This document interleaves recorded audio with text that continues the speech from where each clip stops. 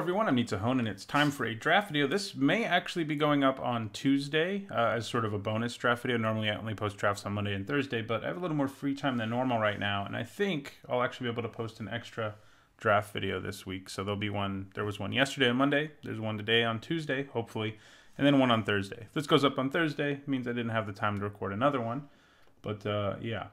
Okay, so, all right, well, I think this is a pack where we end up taking the gold card.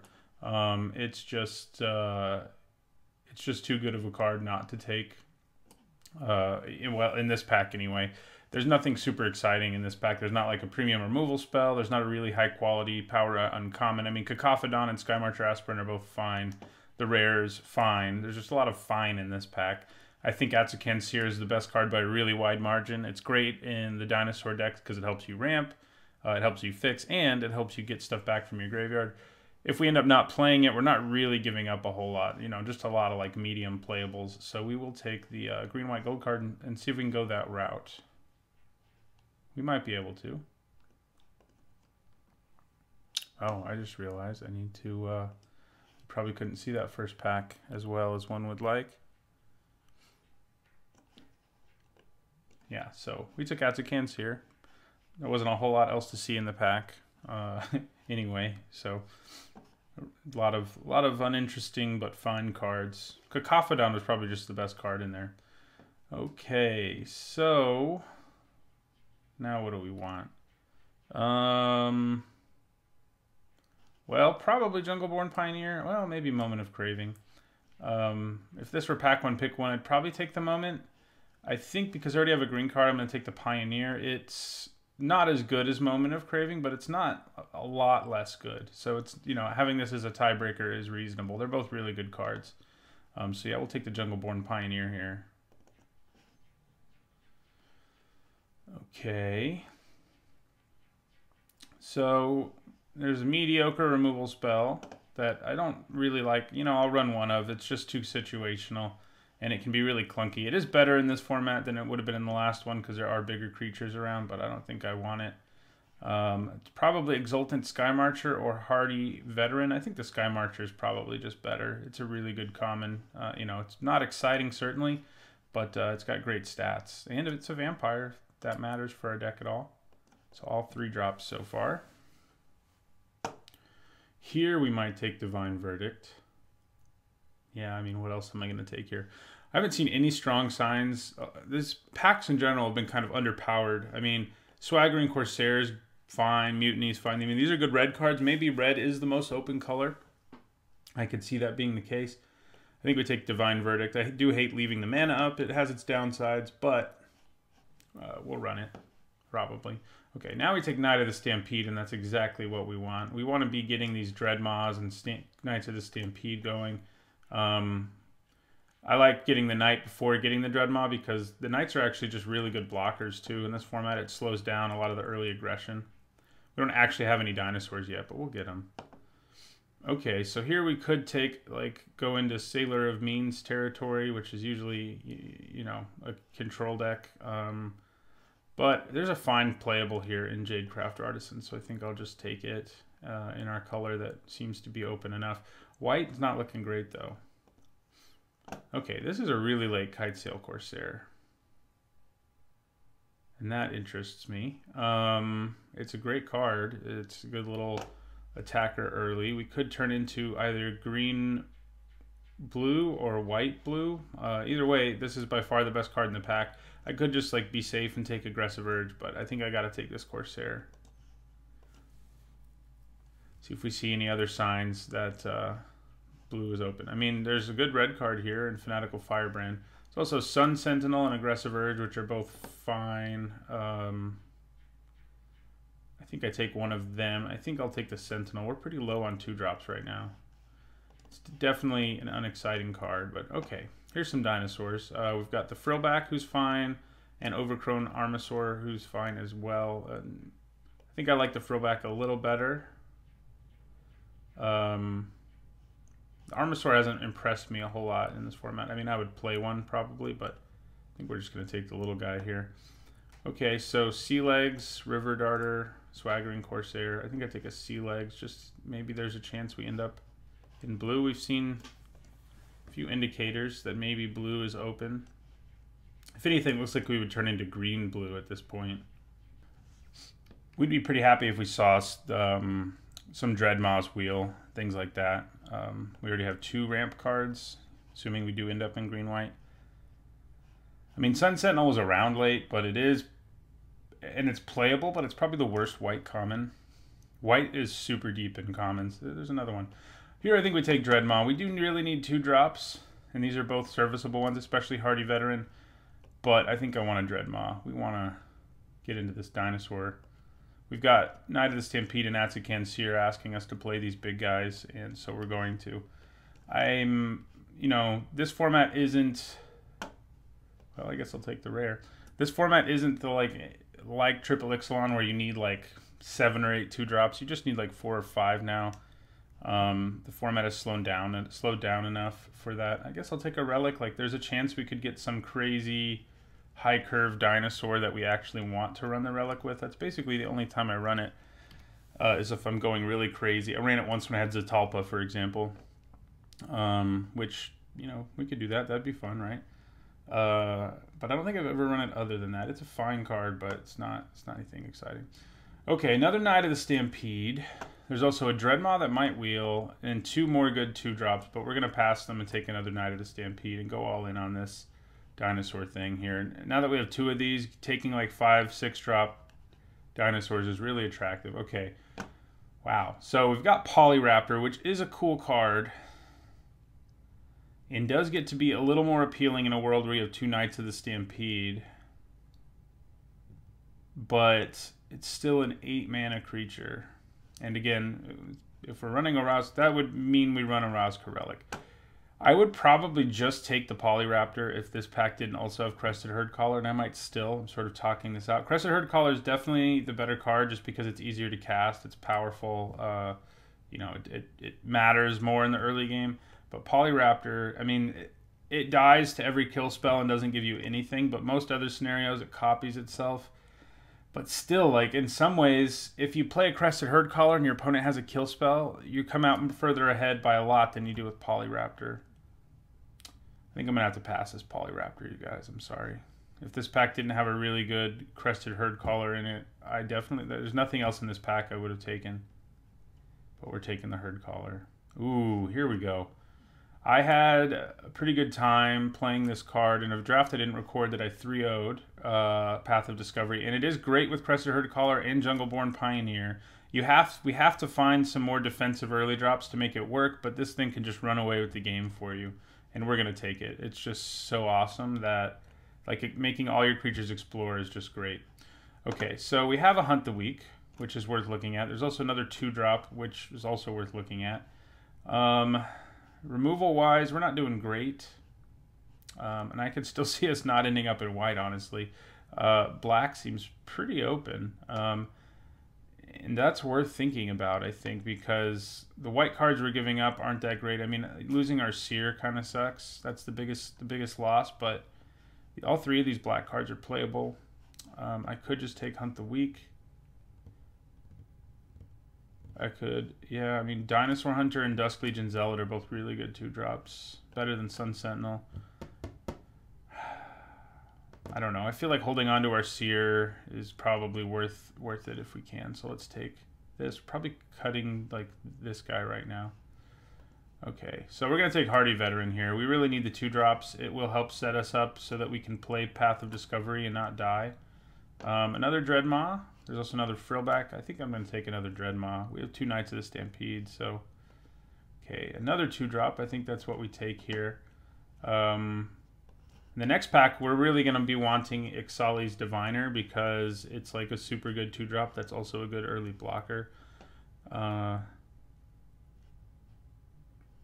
yeah, white just definitely doesn't seem hugely open. Like I keep saying, I could easily move out of it, and it wouldn't be a huge deal. But yeah, this card's nuts. Like, if you're allowed to play this and survive, you just win the game. Turns out, if you explore every time you play a creature, it's great. And if I can go Path of Discovery, Crested Herdcaller, the opponent basically scoops in most scenarios. So, yeah. we'll see if I have as much success with it as I did in the draft I didn't record. I posted a video of it on, not a video, but a screenshot of it on Twitter and on the YouTube community page just to show people.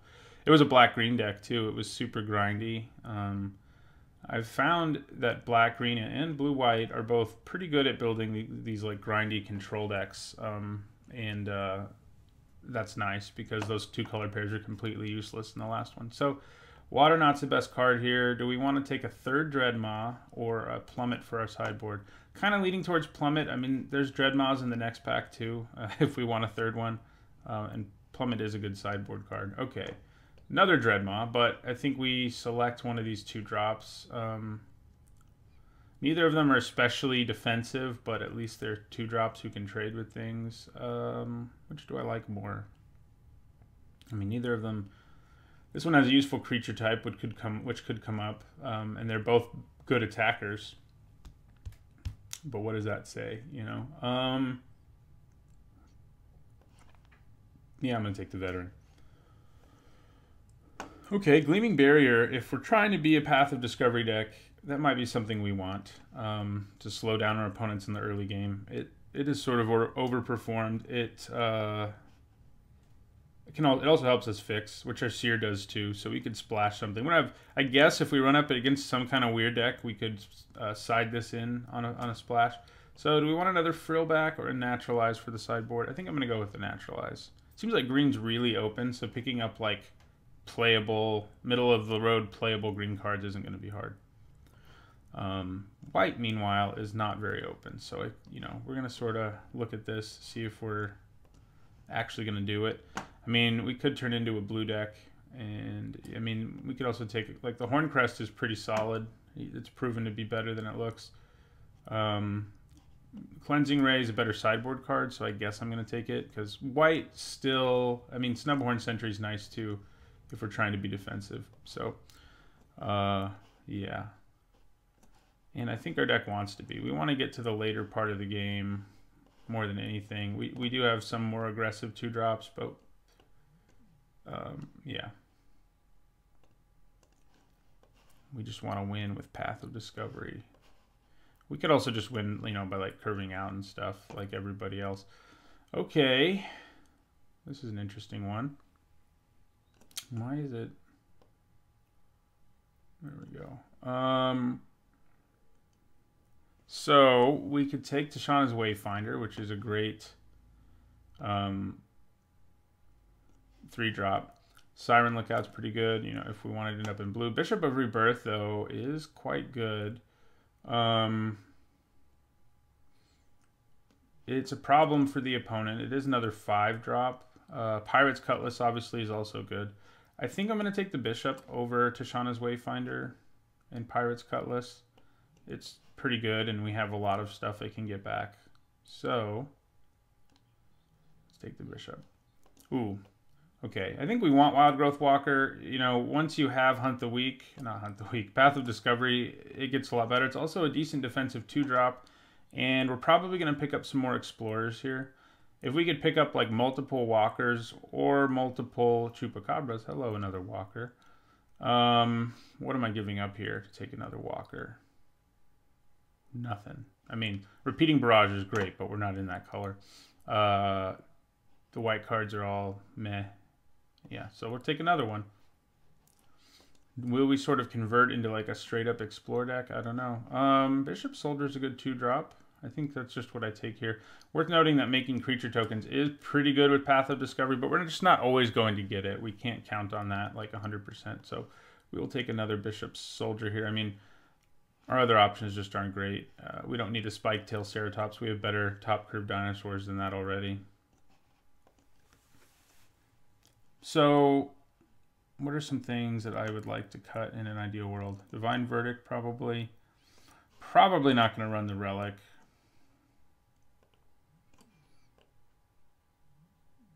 May not run Gleaming Barrier anymore. We seem to have enough defensive stuff going on. Okay, well, more ramp and fixing, but we don't really seem desperate for that. We already have a decent amount of it. Territorial Hammerskull is a great 3-drop.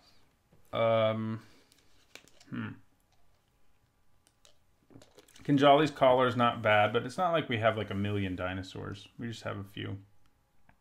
So I think we take like Ranging Raptors or the Hammer Skull here. Just don't know which I want more. So this helps us fix, but like what do we care about fixing?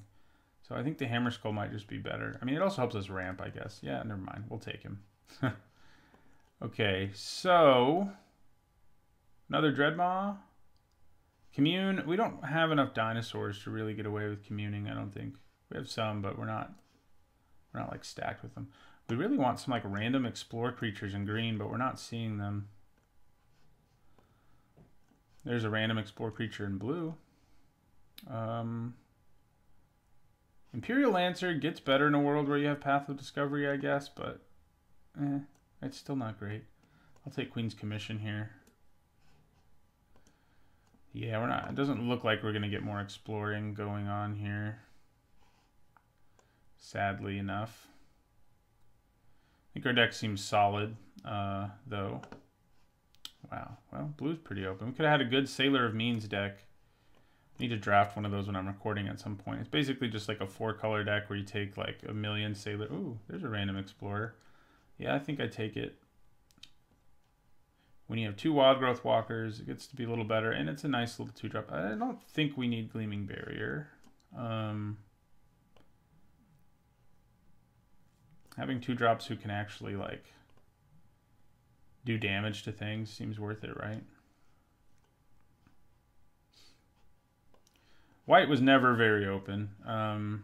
We could have definitely swerved into something else. But, you know, we got, some good white stuff between the Seer and the Bishop of Rebirth, especially. This isn't the worst sideboard card.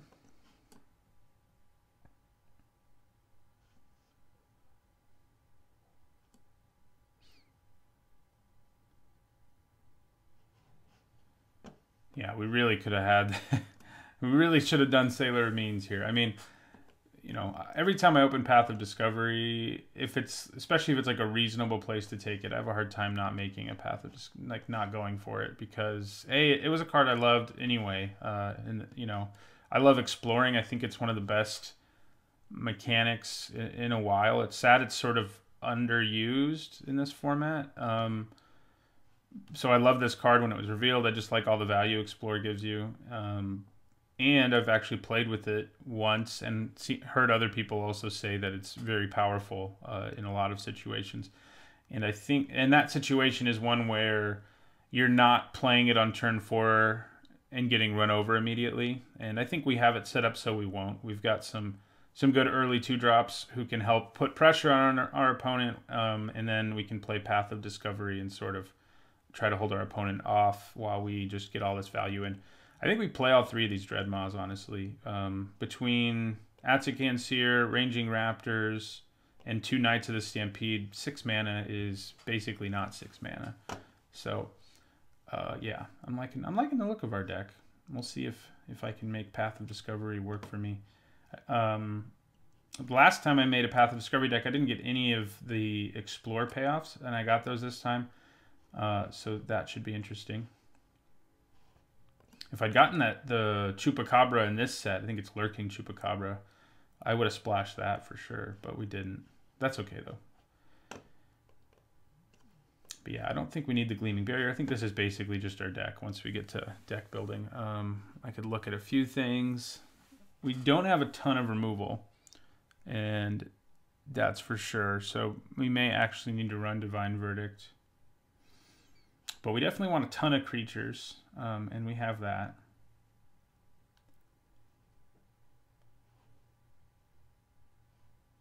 These are our only 2 non-creature spells, which works well for Bishop of Rebirth, works well for Path of Discovery. They're always going to have things triggering for them with that many creatures.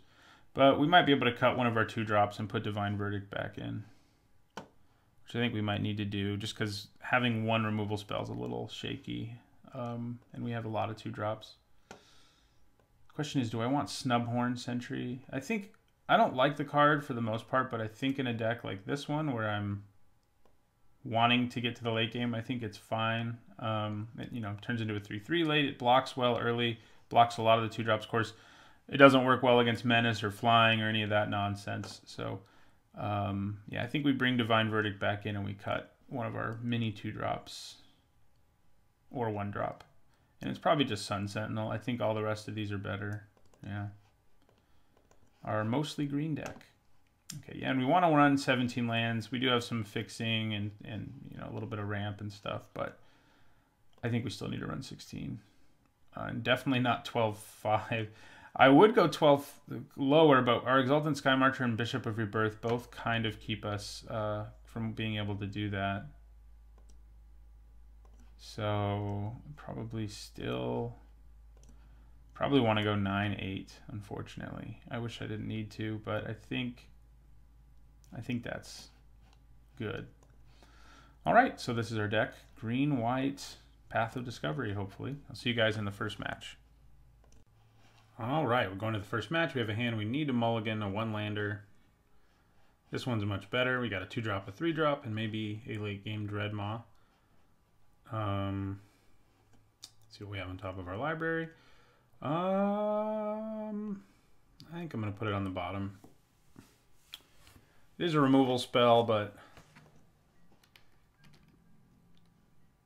there's a lot. I mean, I'd rather draw well, maybe not a land, but I'd rather draw a lot of other things. We need a Knight of the Stampede or an Atsukan Seer to really make this hand powerful. Maybe Path of Discovery. I'll take it. Ouch. All right, well, here comes our Bishop Soldier.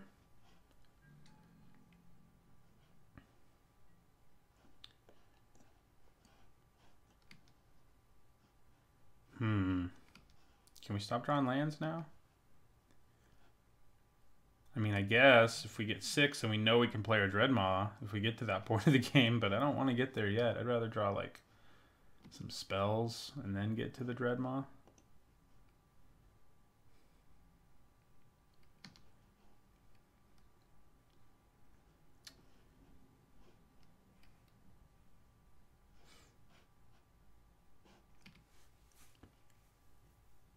Opponent deep in thought about what to do with their 3 mana, apparently.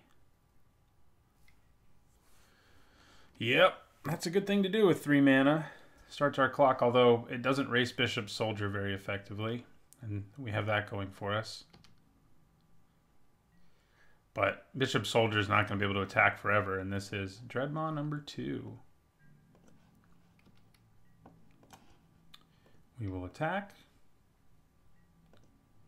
Drop our opponent down to 18 and play the Frillback.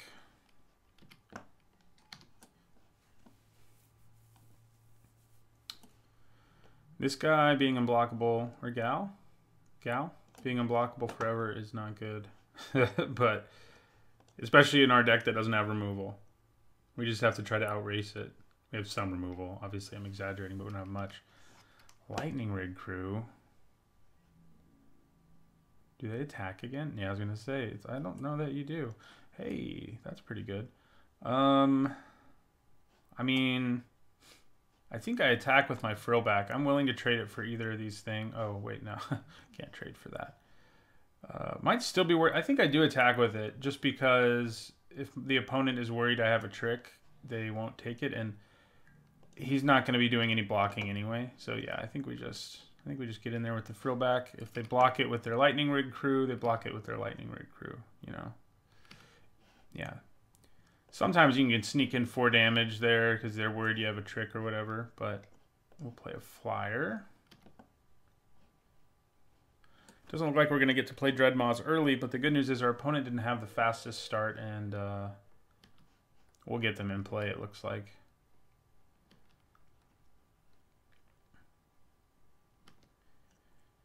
We have a flying threat now. Their opponent currently can't block, so that's good. I mean, they can kill it with a lot of things, but we'll see if they can. Okay, yeah, there they go. Mutiny. Take down the Flyer.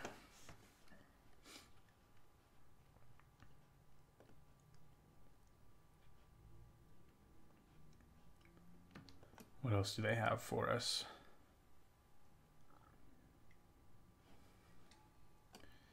Raptor hatchling.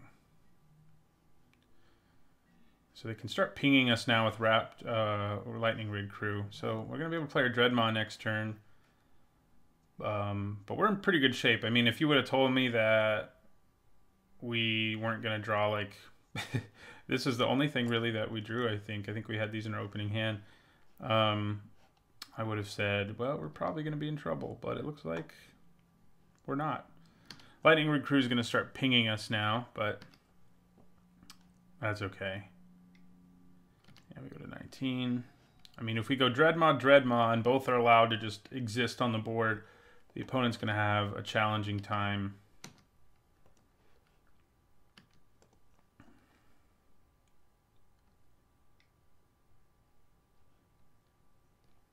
Uh-oh. Okay, that's not good. So they're not going to have that challenging of a time because they can just steal our Dreadmaw. Jeez. We're in trouble now. Oh, and we drew another land. Like, Hunt the Week's the only thing that can get us out of this. So we play our Dreadmaw, they steal our Dreadmaw, they attack us with their Dreadmaw. Oh, God. Is it still worth playing?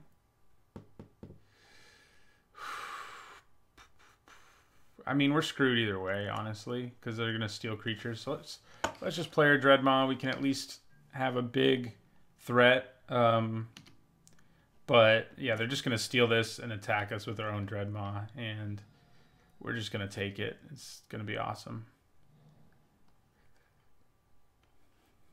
Good news is, once we have 2 Dreadmaws, we should probably be able to outrace them. I guess we'll see. Yeah, steal our Dreadmaw. We're going to take 6. If he attacks with anything else, we actually have... well, except for this, we have pretty good blocks. Okay, he is going to attack with that. Yeah, so we're going to go to 10 here. That's fun. That's what I wanted to do. So we need to draw... well, that actually helps. Sort of. It doesn't help a lot. All right. So we're going to attack with Dreadmaw.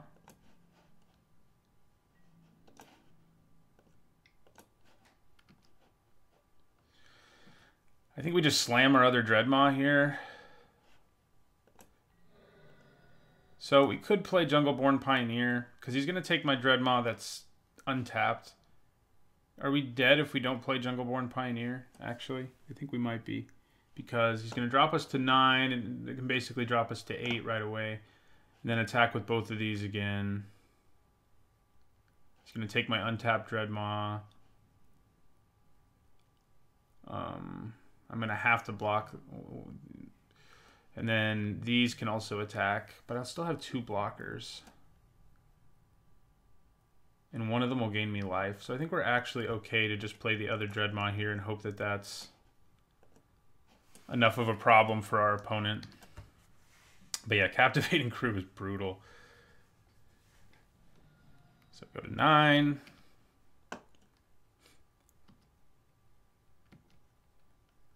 We do still have 2 Dreadmaws on our side of the table once our turn comes back. And we should be able to survive here. Like, I'll probably throw Bishop Soldier in front of the Dreadmaw, basically preventing 4 damage because I'll gain 4 life. So that's pretty good. And then what happens? Well, I think they still have enough blockers to survive, but if we draw something like Hunt the Weak, we can undo that, but that's about it. I mean, our deck doesn't have a lot of removal or ways to interact. That is certainly a weakness it has. What's funny is, in this game, Divine Verdict wouldn't have done anything, because except maybe once they finally attacked with like Captivating Crew, I guess then it would have been good and we could have tried to turn the game around, but it's not great. So is he just going to attack with those 2? Yeah. So double Dreadmaw is probably not going to be enough for us to get where we need to be.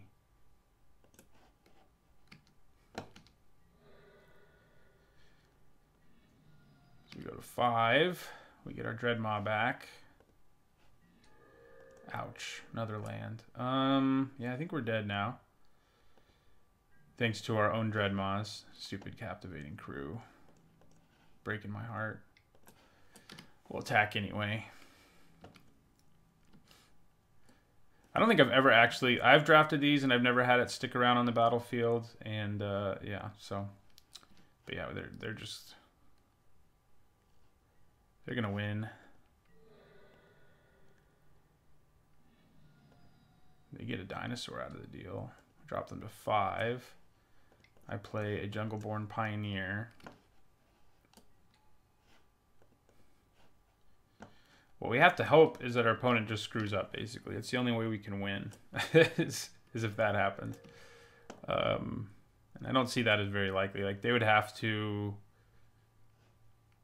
like, forget to steal something here. That's, like, the only way. Because we can survive if they... What? You're just going to attack?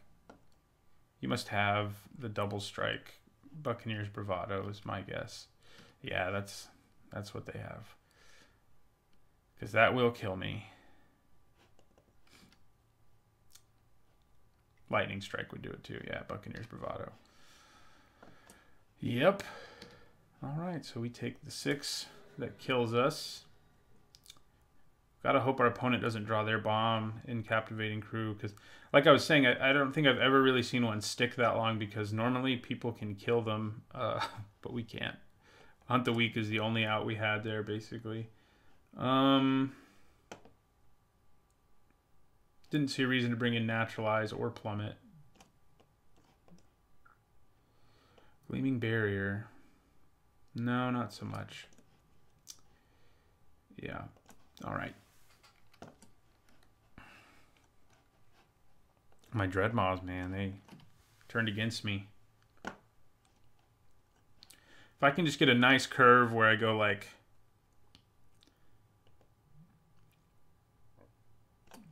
Wild Growth Walker, Jungleborn Pioneer, Path of Discovery. That would be great. I would like to play first.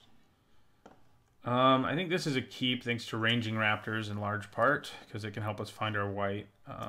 And we can already play our Hardy Veteran, so we're in pretty good shape.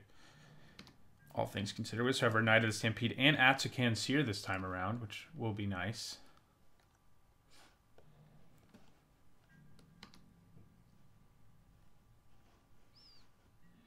Oh, we drew our white anyway. That makes me happy. Because now we probably just go Hardy Veteran, Atsukan Seer, maybe Ranging Raptors. I don't know.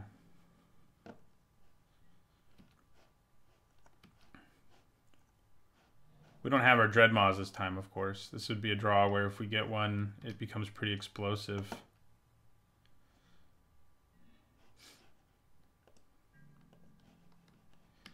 I think I'm going to play the Raptors first. Part of the reason is that we don't really have anything to ramp into right now.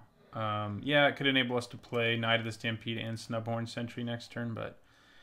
And the other reason is, if you play Atsukan Seer and your opponent has removal, it's kind of nice to just have a dinosaur in your graveyard so that you at least get that value out of it, because you can just sack it right away if there's a dinosaur in your graveyard. And I would just block if he attacks here, because if he uses a trick to kill this, I still get a land. So that's pretty good.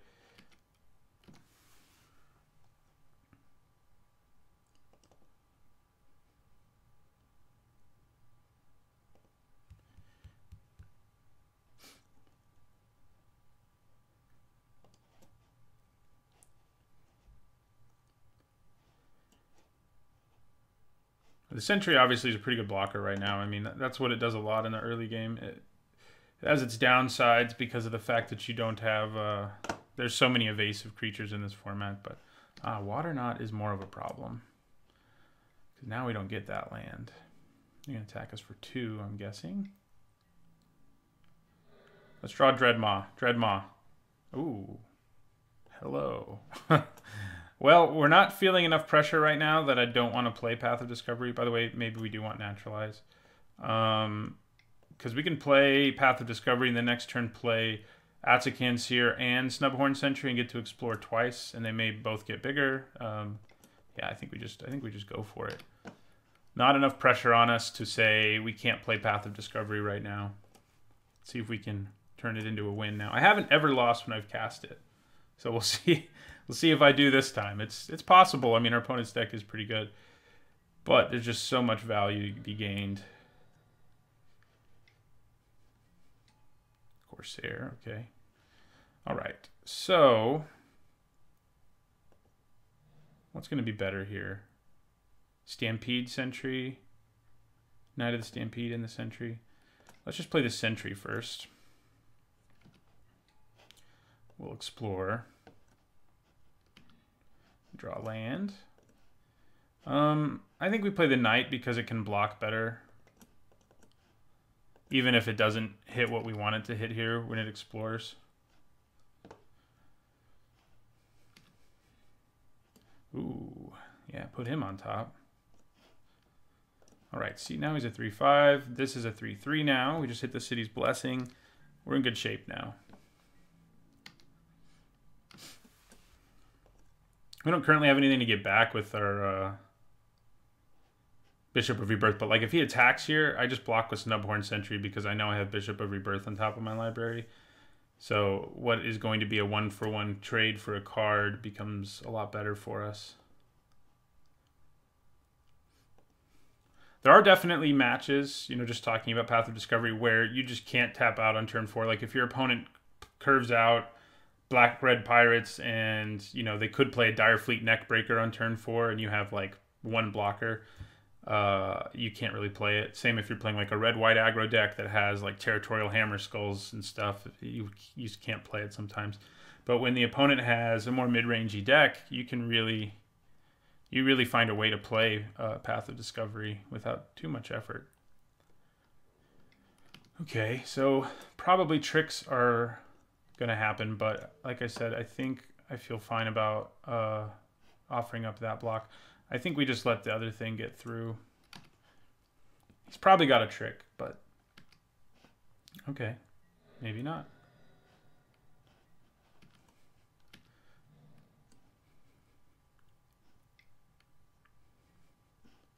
Another Corsair, okay.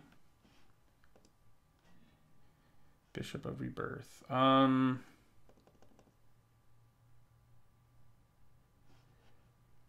I guess we play our bishop first because we want to see what happens there before we decide what else we're going to do here. All right.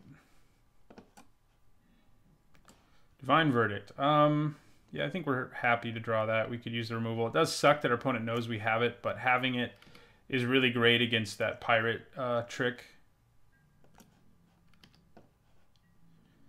Yeah, we'll attack with Knight of the Stampede here. That double strike trick won't save his, yeah, it will actually. But that's okay. I'd rather get used against Knight of the Stampede than against Bishop of Rebirth.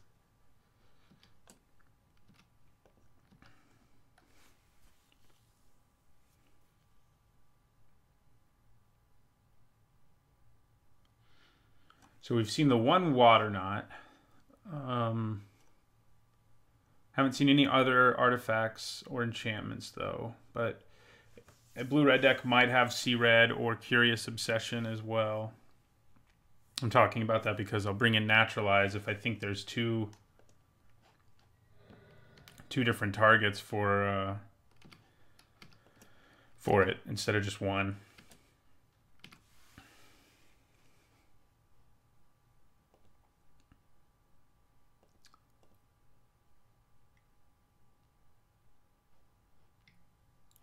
There's Lightning Rig Crew again.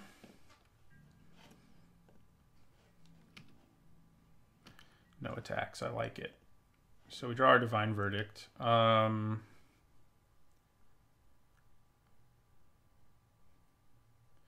if we attack with Bishop of Rebirth, he can block it now. I mean, I can use Divine Verdict, but I still get back my Snubhorn Sentry. So, and I can kill both of these if he like triple blocks it. Can use Divine Verdict if he tries to use a trick, etc. So I think we attack with Bishop of Rebirth and maybe also our Knight. Yeah. The Knight can't actually kill both of these, but I think that's okay. Snubhorn Sentry comes back.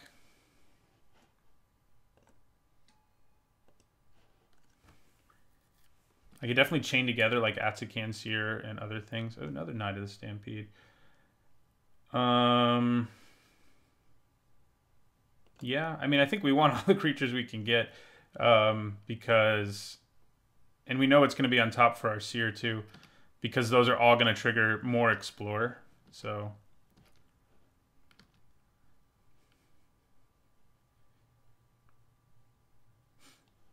yeah, if they double block here and then try to use Pirates, whatever, we'll probably use Divine Verdict instead of playing our Seer. Or if they single block there and do it. No, they don't. They don't use a trick. Okay, so I'm going to play Atsakan Seer. It's going to be large enough. 3/4 because we know it's on, yeah, opponent scoops. So Path of Discovery does it again. see if we can just draw it every game, you know.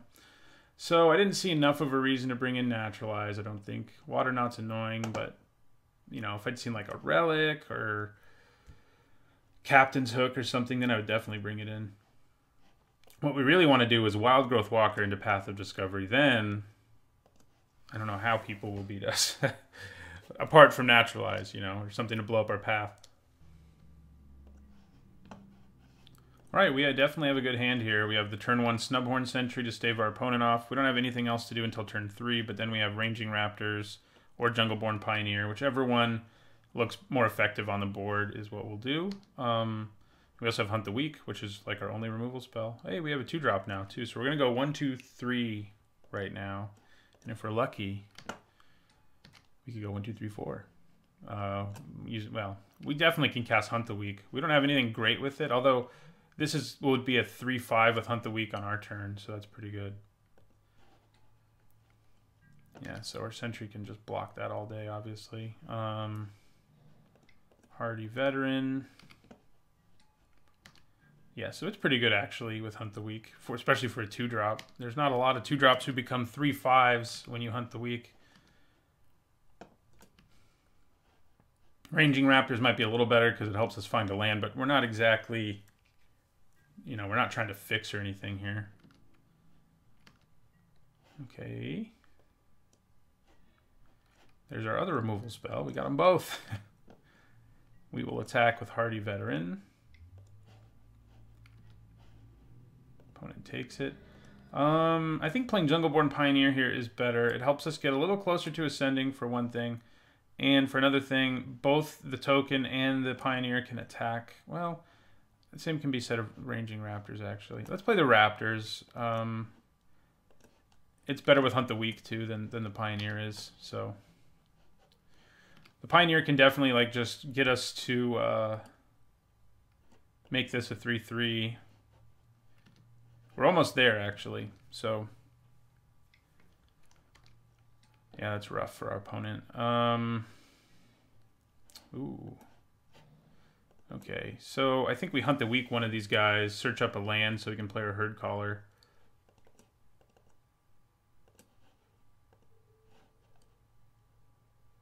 So we're going to do this and this.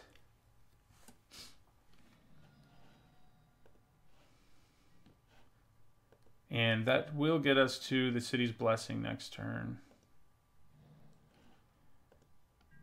And we'll just attack with our Veteran. Well, I mean, I do get another land.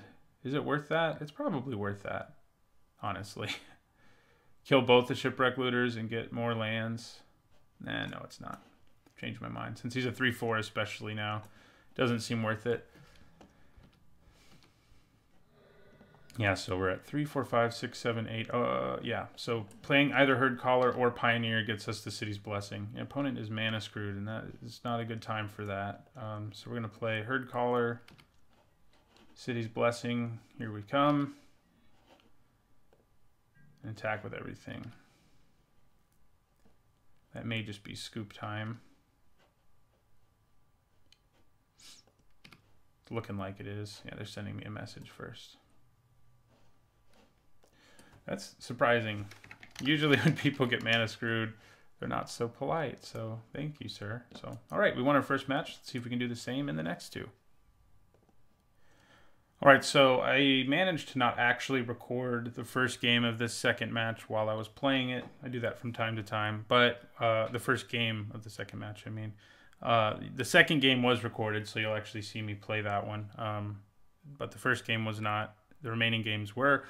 But so for this one, we're just going to look at a recording, and I'm going to go through it. It actually results in much faster discussion of the format of the games, that is. But it's also not like me thinking out loud about the game. It's me thinking in retrospect. So obviously, we started with a pretty bad hand. You know, Bishop's Soldier, Colossal Dreadmaw isn't what you want. And then we got this, which I thought was acceptable. We have a couple 2-drops. If we can draw a couple lands, we can get the Colossal Dreadmaw into play with the help of the Knight of the Stampede. We put the land back on top of our library. And we play a forest, and that's obviously all we do on our turn. Opponent does the same thing. Then we play our Hardy Veteran. We play it instead of the Wild Growth Walker because it can attack into more creatures, you know. So the opponent looks like they're on Merfolk. They play a Merfolk, so it looks even more likely. We attack with our Hardy Veteran. We can't block Giltgrove Stalker anyway. We do another Dreadmaw. We play Wild Growth Walker.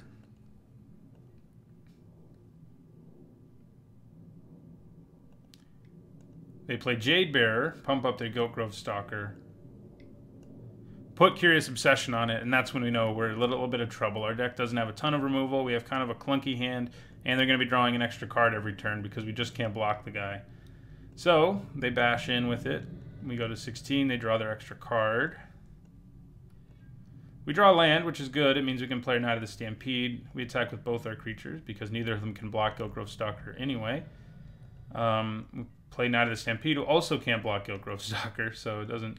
It does at least mean we can play Colossal Dreadmaw. Now the bad news is, and this is what I said when I thought I was recording, that if we play the Dreadmaw and they play a bounce spell, which is super likely in a Merfolk deck, we're probably dead. So we take 6 here. They draw another card. They're drawing tons of cards. We draw Path of Discovery here, which was tempting because of Wild Growth Walker being in play. But this is a situation where we just don't have the time to just cast Path of Discovery. We're going to be dead if that's what we do. Maybe an argument could be made where maybe I should have cast it and then just taken another hit from this thing. I could have blocked these things, gone to 6. Then I could play Colossal Dreadmaw and get an Explore trigger, gain some life. This would get bigger. And, you know, maybe that is what I should have done, but I just felt like I had to play this big creature who maybe at least makes our opponent, you know, stop attacking us. But, as I stated earlier, they have a bounce spell, and that basically ends the game for us. It doesn't technically. We take the 4 here. And then we're left with a decision of what to do. I decided to leave mana up for Divine Verdict instead of playing Dreadmaw again, which playing the Dreadmaw there could have been good, could have been fine, but our opponent, you know, plays a Mistbinder. And they know we're telegraphing Divine Verdict. That's one of the bad things about the card, so they don't attack with both of their Stalkers. So we just have to use Divine Verdict on this thing. And then they play Storm Sculptor. So even if we had taken a different line, we would have been dead to the unblockable damage from our opponent. So we draw to Kenseer, and that is the end of game 1. You'll see the second game, and I'll actually talk about it while I'm playing it after this part of the video. So I just realized I didn't actually record the first game of this second match, but before this you should have seen me going over the recording of the match, you know, not as I'm actually playing it, but now I am actually playing it. We've mulliganed it down to 6, as you can see, and it's also pretty bad, so we're going to 5. Okay, that's not bad. We have to put that on the bottom, though, which is never what you want to do. So, yeah, we lost that first game pretty handily. We were just like a turn behind being able to play Path of Discovery, and that was a problem. And obviously mulliganing to 5 when our opponent kept their full hand and is on the draw is not exactly what you want to be doing. But, you know, you can win on mulligans. It definitely decreases your win percentage, but every time you do, your average win percentage, let's say. Hey, there's our Giltgrove Stalker. I think that's probably what we play. We're just going to try to stay aggressive here.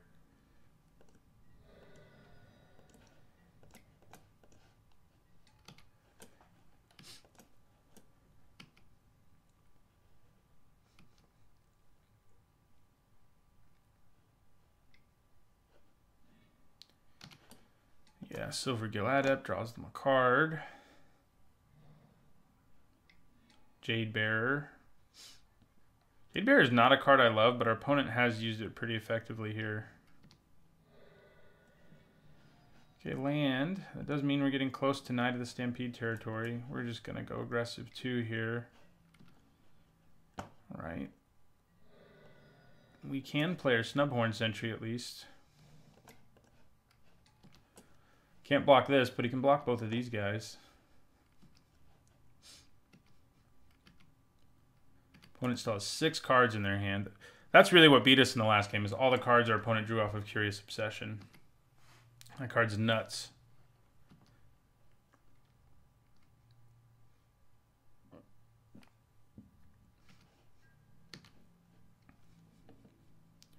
Yeah, so we'll block the Adept.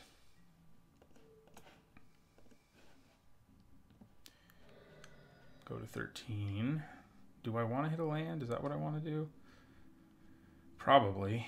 What do they return? I think I'd return the Adept if I were them, but they might do Jade Bearer.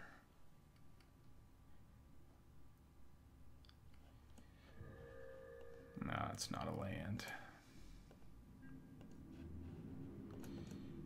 We'll attack with both. I think we feel fine about... They did do Jade Bearer. We would feel fine about trading there. But yeah, I mean, not hitting our 4th land there is pretty backbreaking. Like, if we could have played Knight of the Stampede or left Divine Verdict up, that would have made a pretty big difference. Why wouldn't you put it on the guy who's unblockable? Oh, I see why. Because now they can all attack. Yeah, so we'll take 9.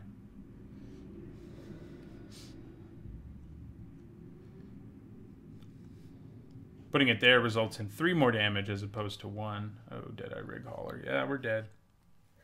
Well, that was a quick massacre at the hands of our opponent, who has a very aggressive Merfolk deck. Aggro is still a thing, and we did not deal with it very well there. So we're 1-1 now in this draft. Hopefully we can win our final match. All right, so I managed to not actually record the first game of this second match while I was playing it. I do that from time to time, but the first game of the second match, I mean. The second game was recorded, so you'll actually see me play that one. But the first game was not. The remaining games were. But so for this one, we're just going to look at a recording, and I'm going to go through it. It actually results in much faster discussion of the format of the games, that is. But it's also not like me thinking out loud about the game. It's me thinking in retrospect. So obviously, we started with a pretty bad hand. You know, Bishop's Soldier, Colossal Dreadmaw isn't what you want. And then we got this, which I thought was acceptable. We have a couple 2-drops. If we can draw a couple lands, we can get the Colossal Dreadmaw into play with the help of the Knight of the Stampede. We put the land back on top of our library. And we play a forest, and that's obviously all we do on our turn. Opponent does the same thing. Then we play our Hardy Veteran. We play it instead of the Wild Growth Walker because it can attack into more creatures, you know. So the opponent looks like they're on Merfolk. They play a Merfolk, so it looks even more likely. We attack with our Hardy Veteran. We can't block Giltgrove Stalker anyway. We do another Dreadmaw. We play Wild Growth Walker.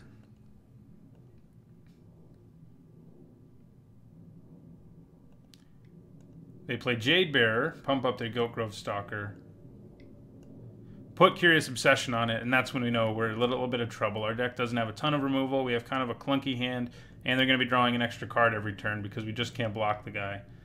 So they bash in with it. We go to 16. They draw their extra card. We draw land, which is good. It means we can play Knight of the Stampede. We attack with both our creatures because neither of them can block Giltgrove Stalker anyway. We play Knight of the Stampede, who also can't block Giltgrove Stalker, so it doesn't. It does at least mean we can play Colossal Dreadmaw. Now the bad news is, and this is what I said when I thought I was recording, that if we play the Dreadmaw and they play a bounce spell, which is super likely in a Merfolk deck, we're probably dead. So we take 6 here. They draw another card. They're drawing tons of cards. We draw Path of Discovery here, which was tempting because of Wild Growth Walker being in play. But this is a situation where we just don't have the time to just cast Path of Discovery. We're going to be dead if that's what we do. Maybe an argument could be made where maybe I should have cast it and then just taken another hit from this thing. I could have blocked these things, gone to 6. Then I could play Colossal Dreadmaw and get an Explore trigger, gain some life. This would get bigger. And, you know, maybe that is what I should have done, but I just felt like I had to play this big creature who maybe at least makes our opponent, you know, stop attacking us. But, as I stated earlier, they have a bounce spell, and that basically ends the game for us. It doesn't technically. We take the 4 here. And then we're left with a decision of what to do. I decided to leave mana up for Divine Verdict instead of playing Dreadmaw again, which playing the Dreadmaw there could have been good, could have been fine, but our opponent, you know, plays a Mistbinder. And they know we're telegraphing Divine Verdict. That's one of the bad things about the card, so they don't attack with both of their Stalkers. So we just have to use Divine Verdict on this thing. And then they play Storm Sculptor. So even if we had taken a different line, we would have been dead to the unblockable damage from our opponent. So we draw to Kenseer, and that is the end of game 1. You'll see the second game, and I'll actually talk about it while I'm playing it after this part of the video.